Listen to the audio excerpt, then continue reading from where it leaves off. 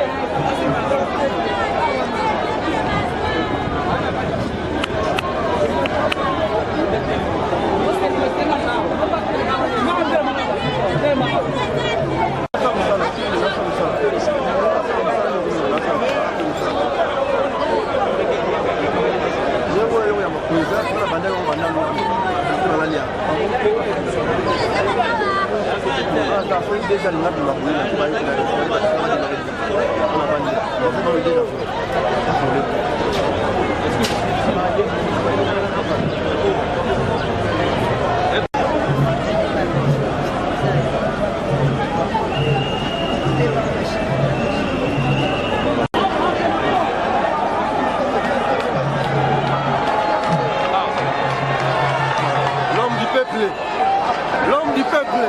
Ah, l'homme du peuple. Et ça l'a rendu boy. Et ça l'a rendu boy. Moi, je fais un coup de mener la population, mais la pousser la population. Et ça l'a rendu boy. Il y a la population. Il y a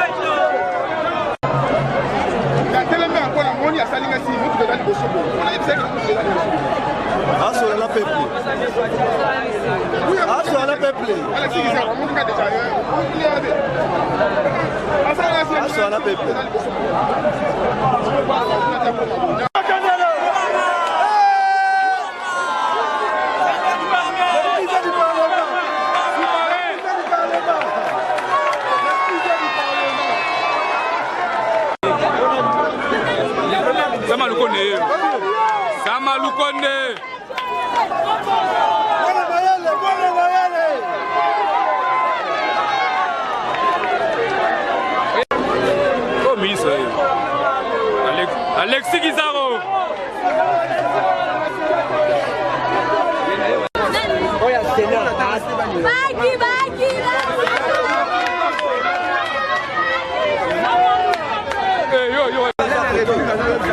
Ana raison.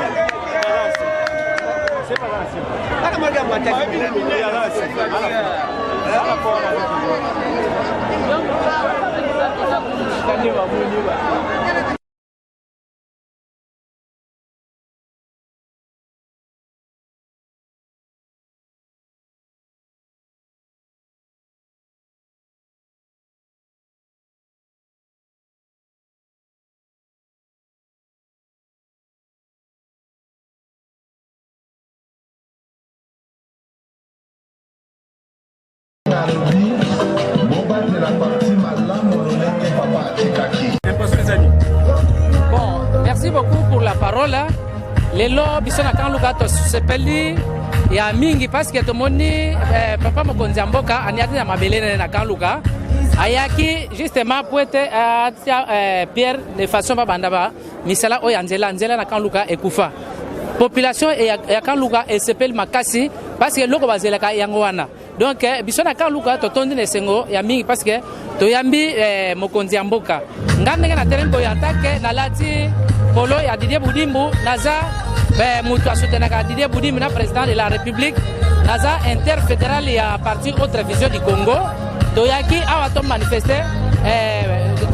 manifester bonne volonté que papa mokonzi to zelaka ye lokola lelo aniati na mabelene vraiment to yambi ne sengo mingi ko ya malamu nzambe apambola ye tolingi à soutenir biso makasi biso pena kanluka.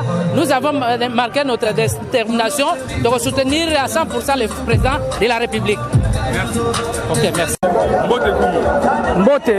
Tout le monde est le président et il va aller bosser à Kaluka. D'autant de crier que quand on est au Rabino, il va notable à Kodo, il va dire que voilà, kombo nanga ezali Pindi Laurent Fumundinga, ezali notable coutumier oyo avandi na kati ya doctrine ya Kanluka. Nazali mwana mabele, nazali chef coutumier oyo chef de l'État ayoki mbela na biso. Ayoki kolela ya bana Congo.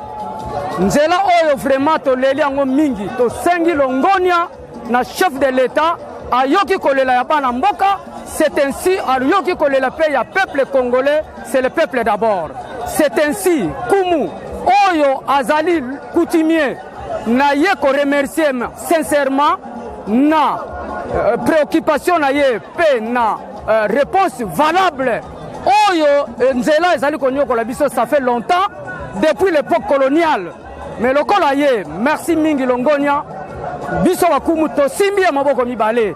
Akota na kimia a posé Pierre Msale Salama nde yango ezalaki souci ya Kanluka Mobimba na en généralité angalième puisque nzela oyo ezoko rendre biso lien na commune ya Bumbu commune ya Selembao Kanluka ezali na centre ville donc oyo tali tant que na réhabilitation fumu topesie Longonia en tout cas a posé Pierre Msale Salama malamu tant que notable chef du groupement ya Ndinga Yowana chef du groupement. Président de Segovini, pour le président de la République, à Ochama Corina, à Kanluka. Quand le président a base, le quartier à Liboso, depuis 59, quand le président existait, c'est comme cité. Le coup, il y a enclavé, il fallait pas désenclaver par rapport à la situation. Bandaka, la Bassara Misala, chef de l'État, na plan na ye ya Chilengelou, na plan na ye ya développement ya Mboka, alobaki lelo akomala Kanluka. Nyonso wana na makasi ya président Mboso Kodia Pwanga oyo aza moko ya bakambi ya Mboka nde basali makambo oyo président de la République akoma awa atala Kanluka atala alancer mamisala oyo esalema awa. Nous promettons que nous allons les soutenir à 100%. Ça c'est la première des choses. La deuxième des choses, il est venu lancer le travaux pour le désenclavement de Kanluka et du GB. C'est-à-dire, cette route ici que vous voyez va partir du quartier Congo, passe par les Kanluka, passe sur Selembao jusqu'à 24. Et puis il y aura une bretelle qui va partir du pont Makelele pour déboucher à Jamaïque. Une bretelle qui va partir du pont Makelele, Lalou. Donc vous voyez que le chef de l'État, à la fin de ces travaux ici, il aura désenclavé notre quartier, il aura désenclavé Jamaïque et même pourquoi pas Delvaux. Il paraît que c'est la première fois qu'un chef de l'État mais je l'ai déjà dit, depuis 1960, c'est le premier chef de l'État qui vient défouler ses pieds au Kanluka. Ça, pour nous, c'est un honneur.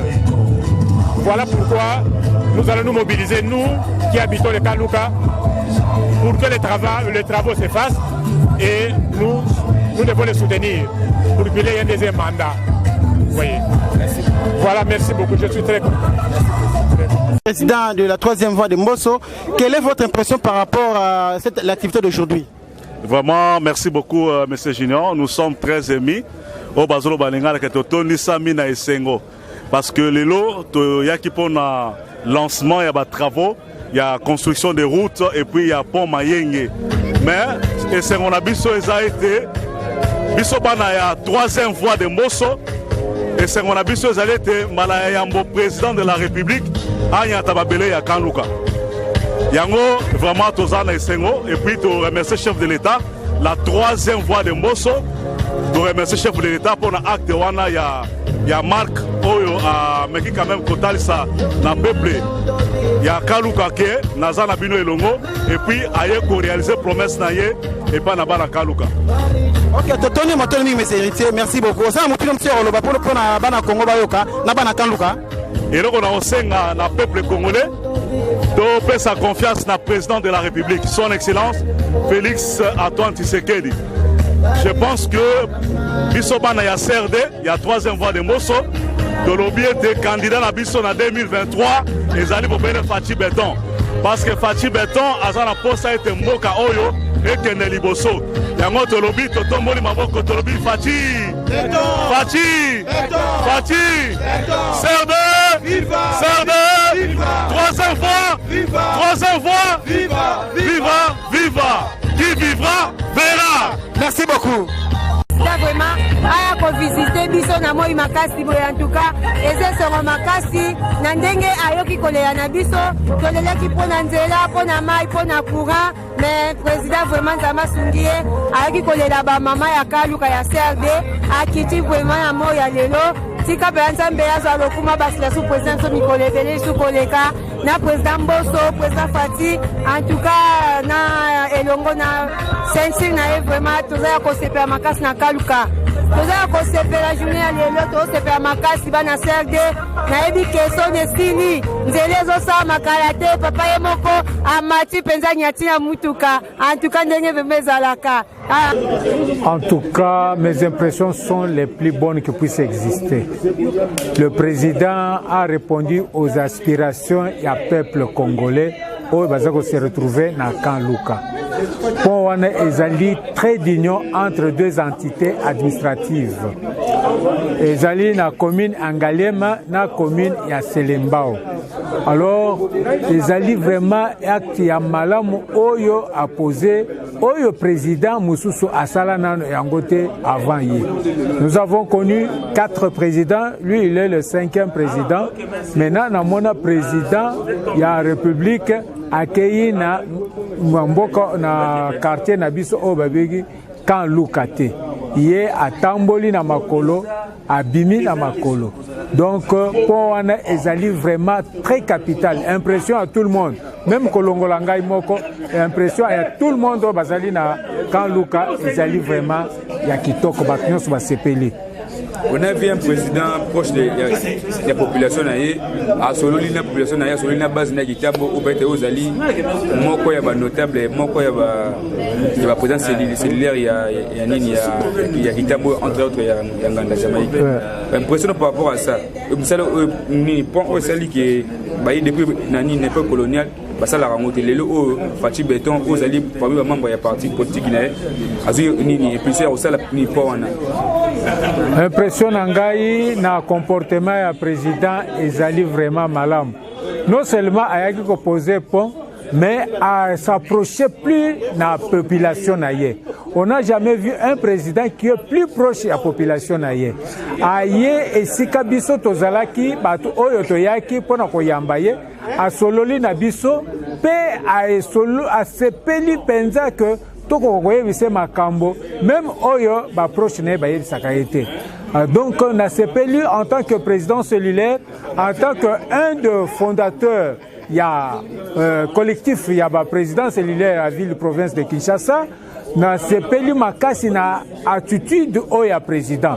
Donc un président qui s'approche plus à sa base. Nous sommes sa base. La cellule, les personnes le plus négligées, qui étaient négligées, mais qui aujourd'hui, face à l'impulsion du CG, Augustin Kabouya, Chilumba Mwanabute, qui a donné le ton en disant que respecter le cellulaire parce que Bazali, colonne vertébrale, il y a parti Nabiso. Pourquoi M. Jabon? Donc, tu as constaté que proche du président, Bazoko utilisait plus formol. Donc, système d'endorissement et à Moutou. Donc, le président a besoin de abattre bazako dorloté, a besoin d'abattre bazako yebise biloko ya solo. A besoin de abattre bazako conseil que to sali boy au moment où basali eloko mon côté. Ceux qui basalité ba yebise que to salité, ceux qui basali ba yebise que to sali. Alors, to moni que bato bazako zinga na ye, bazali plus besoin ya ko kolali sa président. Or, le président a un bilan, il a représenté le peuple congolais dans son entièreté. Alors c'est pour cela que c'est un président que Akoka, Kotala Likamboa na malam, plus proche naye, Tolobi Bangonyo sauté. Quelques-uns parmi les plus proches naïe, Bazali n'a pas intention ya malamouté. Et Bazana intention à copier sa président Nabiso majorité absolue na parlement au 2023 t. Mais nous savons bien que le président a causé les réélus à 100%. Mais nous avons besoin que tout le monde a un problème au gouvernement qui zoba. Le gouvernement oyo esengeli que UDPS yemoko a la possibilité ya kolobape ya kosala. Merci beaucoup. Je vous en prie. Bon, il y a des décrié par rapport à la population Kaluka depuis l'époque coloniale. Aujourd'hui, Fatih Béton, on allait poser par Sinaï. Vous allez manquer à membre au postuler en 2023. Vous avez manqué à quartier Oyo, tout candidat potentiel il y a Lukunga. Vous allez na côté na yo postuler. Papa, un mot par rapport à ça. Merci beaucoup, papa. On est très content d'abord par rapport à ces grands projets qui est d'une grande importance. Bissoba natif, il y a le Kunga. Tu es dit combien Bakarsen à Bisso, Jamaïque, Nakanluka et Zalaka enclavé.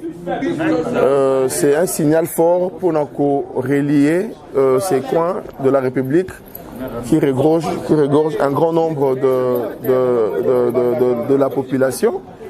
Donc, ils allaient relier Nangambo à Selembao et automatiquement, quand Luka sera relié à UPEN et puis dans le reste du monde.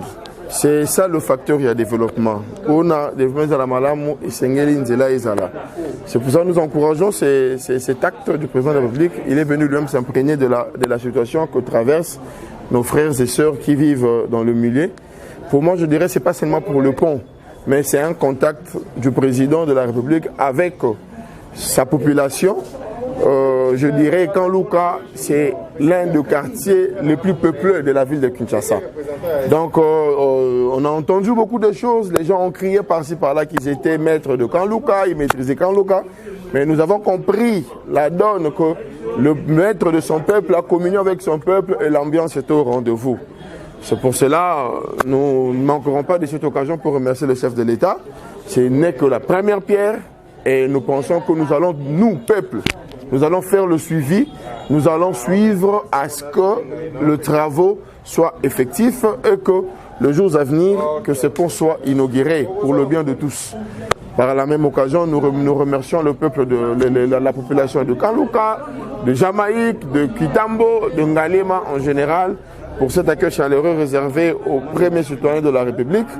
Nous pensons que le jour à venir, nous-mêmes dans le cadre de l'UDPS, la jeunesse et la structure de base, il y a des actions de grande envergure que nous allons ramener dans ce coin pour redynamiser, implanter le parti, afin que le jour à venir, aux échéances électorales, que nous puissions doter au président de la République une majorité écrasante pour lui permettre d'imposer la politique qu'il a pour le pays. Tous nous connaissons la réalité aujourd'hui, il n'y a rien à commenter, mais on sait qu'en 2023, nous aurons la plénitude du pouvoir et à ce moment-là, nous allons donner le meilleur de nous. Je suis quand même heureux aujourd'hui que le peuple nous exige beaucoup plus en 3 ans qu'on n'a pas exigé en 18 ans. Nous savons que c'est le veille patriotique. Le peuple a maintenant son pouvoir en main. C'est mieux de nous exiger et nous sommes là pour travailler. Nous nous battons encore rien pour les échéances électorales à venir. On sait qu'avec Dieu, nous allons vaincre. Avec la volonté politique, nous irons très loin pour le bien de notre pays. C'est un peu ça le mot que nous pouvons dire par rapport à la visite du chef de l'État aujourd'hui. On a vu un de vos membres ici interpeller le chef de l'État par rapport à son entourage. Et bientôt là, les séances de l'élection arrivent. Pensez-vous qu'avec ces 2 ans qui restent au chef de l'État, vous aurez un bilan à défendre en 2023 pour donner au chef de l'État les mandats qu'il désire attendre? Effectivement, dans toute gestion, il y a toujours des bavures. Lorsque nous sommes de la social-démocratie, ça veut dire que notre écoute, notre oreille est tendue vers le peuple. C'est que le peuple veut, c'est que le peuple réclame, c'est ce que nous devons mettre en application. Si aujourd'hui le peuple se plaint de la gestion autour du chef de l'État, ce sont des faits tout de même normaux, mais quelquefois c'est aussi lié à la gestion. La gestion elle est très compliquée, mais cela revient au chef de l'État seul de pouvoir voir dans quelle mesure réorganiser les choses afin que ces actions ou les actions que peuvent mener le président de la République, le président étant une institution, en collaboration avec le gouvernement et les autres institutions, que cela soit à impact visible. C'est pour cela, je pense que le point de vue du camarade est bien fondé, et surtout qu'en 2023, c'est l'UDPS qui va répondre. En 2023, c'est le président de la République, Félix Antoine Tshisekedi Tshilombo, qui va répondre. Donc nous pensons que c'est le moment maintenant de voir comment il faudra recadrer les choses. Je pense que ce point de vue-là vaut quand même son pesant d'or, et le chef de l'État en tiendra certainement compte comme lui-même a promis.